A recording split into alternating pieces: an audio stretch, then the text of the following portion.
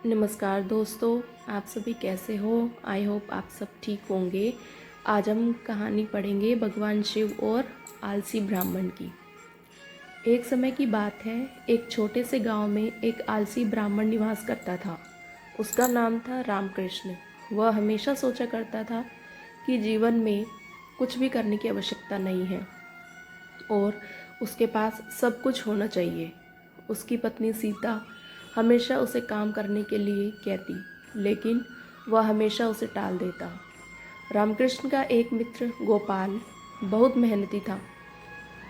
वह सुबह सुबह उठता, अपने खेतों में काम करता और अपने परिवार का भरण पोषण करता। रामकृष्ण अक्सर गोपाल के पास जाकर कहता, तू क्यों इतना मेहनत कर रहा है? सब कुछ तो भगवान ने पहले से तय कर रखा है। एक दिन रामकृष्ण ने सुना कि भगवान शिव गांव में आए हैं। उसने सोचा कि यह एक अच्छा मौका है अपनी आलसी आदतों को छोड़ने का। उसने भगवान शिव से आशीर्वाद मांगने का निश्चय किया। वह मंदिर गया और भगवान शिव की पूजा की। उसने प्रार्थना की, हे भोलेनाथ, मुझे ऐसा आशीर्वाद दीजिए कि मैं बिना मेहनत किए सब कुछ पा सकूं। भगवान शिव उसकी भक्ति से प्रसन्न हुए और बोले, तुम्हें एक विशेष शक्ति दी जाएगी, लेकिन इसके साथ जिम्मेदारी भी आएगी।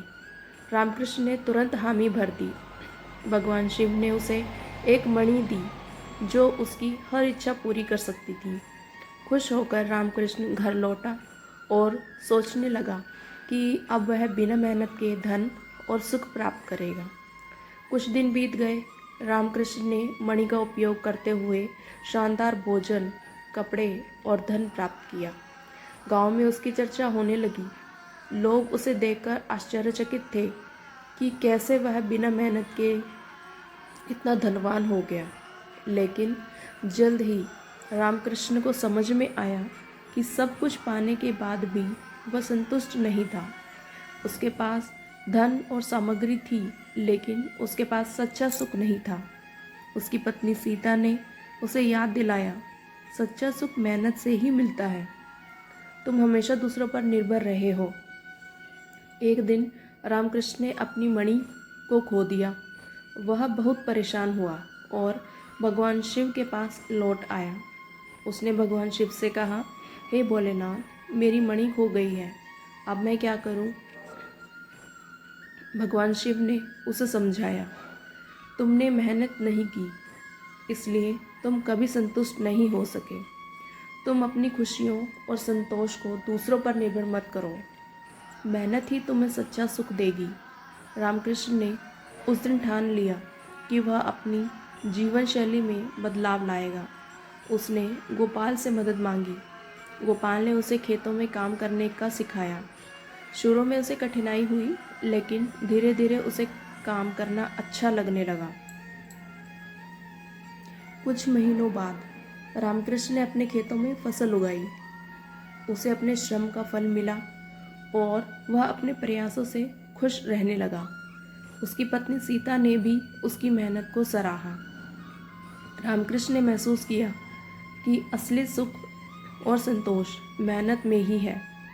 उसने अब समझ लिया कि भगवान शिव की दी हुई शक्ति केवल उसकी आलसी आदतों को बदलने के लिए थी, न कि सुख भोगने के लिए। इस तरह रामकृष्ण ने अपनी ज़िंदगी को बदल दिया और गांव में एक प्रेरणा बन गया।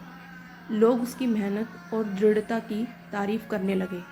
भगवान शिव ने भी उसे आशीर्वाद दिया और उसकी भक्ति से प्रसन्न होकर उसके जीवन को सुख और शांति से भर दिया। तो अब हम पढ़ेंगे इस कहानी से हमें क्या सीख मिलती है।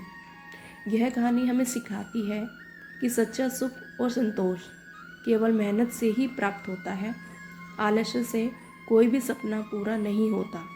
हमें अपने प्रयासों पर विश्वास करना चाहिए और कठिनाइयों का सामना करते हुए आगे बढ़ना चाहिए। तो हमारी ये कहानी यहाँ पे ख़त्म होती है। आपको ये कहानी कैसी लगी ज़रूर बताएं। थैंक यू दोस्तों, यहाँ तक पढ़ने के लिए धन्यवाद।